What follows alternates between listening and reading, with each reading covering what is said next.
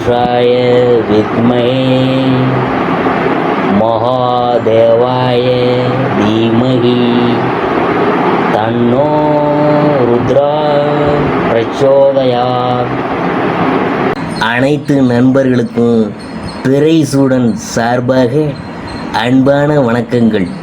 இந்த வீடியோ பிடித்திருந்தால் லைக் பண்ணுங்கள், ஷேர் பண்ணுங்கள், கமெண்ட் பண்ணுங்கள், மறக்காமல் சப்ஸ்கிரைப் பண்ணுங்கள். வாங்க வீடியோ பார்ப்போம். ஜூன் மாத ராசி பலன்கள் 2025ஆம் ஆண்டு எப்படி இருக்க போகிறது என்று நாம் பார்க்கும் பொழுது, அதாவது ஜூன் மாத கிரக பயிற்சிகள்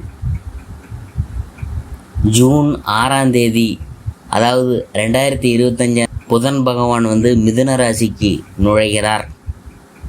ஜூன் 7ஆம் தேதி செவ்வாய் பகவான் சிம்ம ராசிக்கு பயிற்சி ஆகிறார். ஜூன் 15ஆம் தேதி சூரிய பகவான் மிதுன ராசியில் நுழையக்கூடிய ஆனி மாதம் பிறக்குதுங்க. ஜூன் 22ஆம் தேதி புதன் பகவான் கடகராசிக்கு பயிற்சி ஆகிறாரு.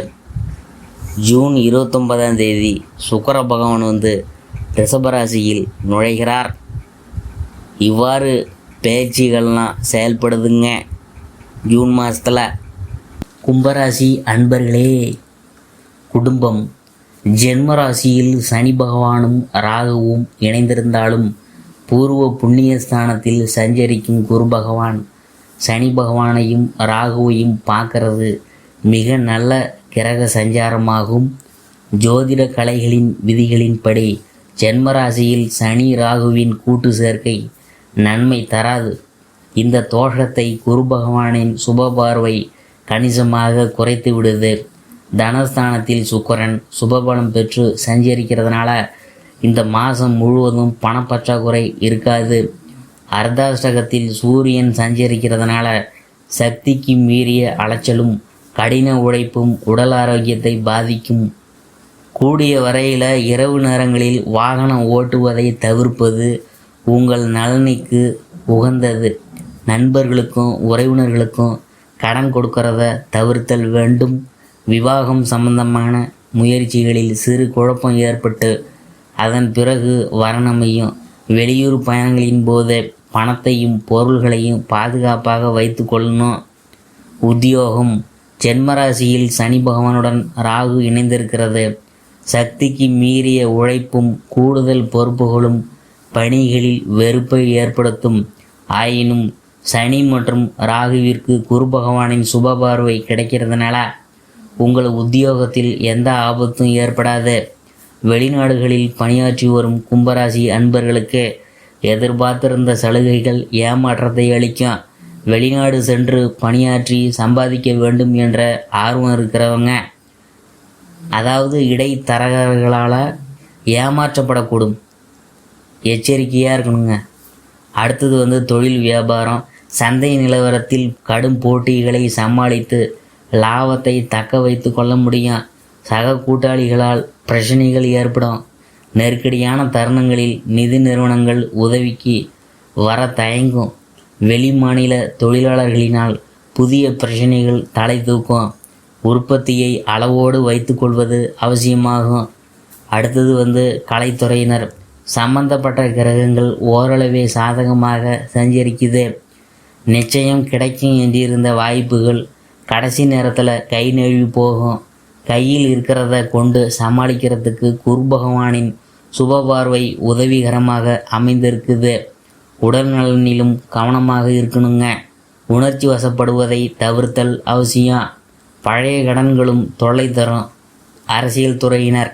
அரசியலுக்கு அதிகாரம் கொண்டுள்ள கிரகங்கள் ஓரளவு சாதகமாகவே சஞ்சரிக்குது. கட்சியில் ஆதரவு நீடித்தாலும் மறைமுக பேச்சுகளும் தொண்டர்களின் போக்கும் வேதனையை ஏற்படுத்தும். மேலிட தலைவர்களுக்கும் உங்கள் மீது ஓரளவே நம்பிக்கை இருக்குமுங்க. உங்களுடன் நெருங்கி பழகியவங்களே உங்களை விட்டு விலக வேண்டியது வரும். மாணவ மாணவியர். கல்வித்துறைக்கு சம்பந்தப்பட்ட கிரகங்கள் சுபபலம் பெற்று வலம் வருது. அதன் பிறகு ஒவ்வொரு கிரகமாக அனுகூலமற்ற நிலைகளுக்கு பிரிந்து சென்று விடுது. ஆர்வத்துடன் படித்து கொண்டிருந்த உங்களுக்கு பாடங்களில் கவனம் குறையும். தசா புத்திகள் சாதகமாக இல்லாட்டி சகவாச தோஷம் உங்கள் முன்னேற்றத்தை பாதிக்கிறதுக்கும் வாய்ப்பு உள்ளதை கிரகநிலைகள் எடுத்துக்காட்டுது. கூடிய வரையில் பிற மாணவ மாணவியரிடம் நெருங்கி பழகிறதையும் அவங்களின் சொந்த பிரச்சனைகளில் தலையிடுவதையும் தவிர்ப்பது உங்கள் எதிர்காலத்துக்கு நல்லது. விவசாயத்துறையினர், விவசாயத்துறைக்கு சம்பந்தப்பட்ட கிரகங்கள் ஓரளவு உங்களுக்கு சாதகமாகவே வளம் வருது.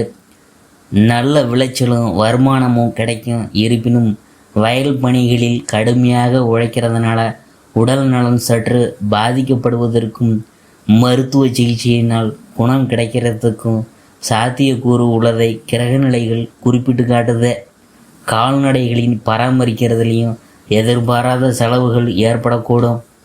பெண்மணிகள், ஜென்மராசியில் சனி பகவான் மற்றும் ராகு இணைந்திருக்கிறதுனால ஆரோக்கியத்தில் கவனம் வேணும். சிறு உடல் உபாதையானாலும் மருத்துவருடன் காட்டி சிகிச்சை பெறுவது அவசியம். வேலைக்கு சென்று வரும் சகோதரிகள் அவங்களது பணிகளில் மிகவும் கவனமாக இருக்கணுங்க. அறிவுரை: ஜென்மராசியில் சனி மற்றும் ராகு ஆகிய வீரிய நிறைந்த இரு கிரகங்கள் நிலை கொண்டிருப்பதை நினைவில் கொள்ள வேணும். தனியே வெளியே செல்வதையும் இரவில் வாகனம் ஓட்டுறதையும் தவிர்க்க வேணும். பரிகாரம்: தினமும் தன்வந்திரி பகவானையும் கால பைரவரையும் பூஜித்து வருவது சனி பகவான் மற்றும் ராகுவினால் ஏற்படவிருக்கும் தோஷத்தை அடியோடு போக்கிவிடுங்க. காளகஸ்தி, திருக்கொள்ளிக்காடு, திருநள்ளாறு, திருநாகேஸ்வரம் திருத்தல தரிசனமும் சக்தி வாய்ந்தவையாகும். இயலாதவங்க சனிக்கிழமை தோறும் வீட்டின் பூஜை அறையில் 5 மண் அகல் விளக்குகளில் நல்லெண்ணெய் தீபம் ஏற்றி வந்தாலே போதுங்க. கும்பராசிக்காரவங்க மிகவும் நல்ல மனம் கொண்டவங்க. அவங்க மனசில் கோபம் வராத வரை எந்த பிரச்சனையும் இல்லை. இவங்களின் கோபத்தை யாராவது தூண்டிவிட்டால் கட்டுப்படுத்த முடியாதுங்க. கும்பம் என்றாலே முன்னேற்றம் என்று அர்த்தம். மிகவும் செல்வ செழிப்புடன் வாழ்வதற்கான யோகங்கள் இவங்களுக்கு அதிகமாக கிடைக்க போகுது. கல்வியில் சிலர் ஹாஸ்டலில் தங்கி படிக்க வேண்டிய நிலை உருவாகும். கலை, கணினி, வணிகவியல், மேலாண்மை சம்மந்தப்பட்ட படிக்கிறதுல இருக்கிறவங்களுக்கு நல்ல யோகம் கிடைக்குங்க. குரு பகவான் 5ஆம் இடத்துக்கு வந்திருக்கிறதுனால குழந்தை பாக்கியம் இல்லாதவங்களுக்கு தற்போது குழந்தை பேறு உண்டாகும். குழந்தைகளின் வாழ்க்கையில் கல்வி, சுபகாரிய தடைகள் நீங்கும். 3ஆம் இடத்தில் சுக்கிர பகவான் இருக்கிறதுனால நகை, ஆபரணங்கள் சேரும். புதிய காரு, இருசக்கர வாகனம், வீட்டுக்கு தேவையான பொருள்கள், அத்தியாவசிய பொருள்கள் வாங்கி போடுவீங்க. கலை, சினிமா, ஊடகத்துறையினருக்கு புதிய ஒப்பந்தங்களில் கையெழுத்து போடும் வாய்ப்பெலாம் இருக்குது. புதிய வாய்ப்புகளால் முன்னேற்றம் ஏற்படும். தொலைதூரத்தில் இருந்து நல்ல செய்திகள்லாம் கிடைக்கும். வெளிநாடு செல்ல முயற்சி செஞ்சவங்களுக்கு வெற்றி கிடைக்கும். பயணத்தினால ஆதாயம் உண்டு. அதாவது ராசியில் ராகு பகவானும் கேது பகவானும் 7ஆம் இடத்துல இருக்கிறதுனால ஏதோ ஒரு வகையில் கருத்து வேறுபாடு இருந்து கொண்டே இருக்கும். இதனால் வாழ்க்கை துணையுடன் கருத்து வேறுபாடு இருந்து கொண்டே இருக்கும். கூடவே செவ்வாயும் இருக்கிறதுனால மனக்கசப்பை தவிர்க்க முடியாதுங்க. எனவே கணவன் மனைவி முடிஞ்ச வரை வாக்குவாதத்தை தவிர்த்து விட்டு அரவணைத்து செல்வது தான் நல்லது.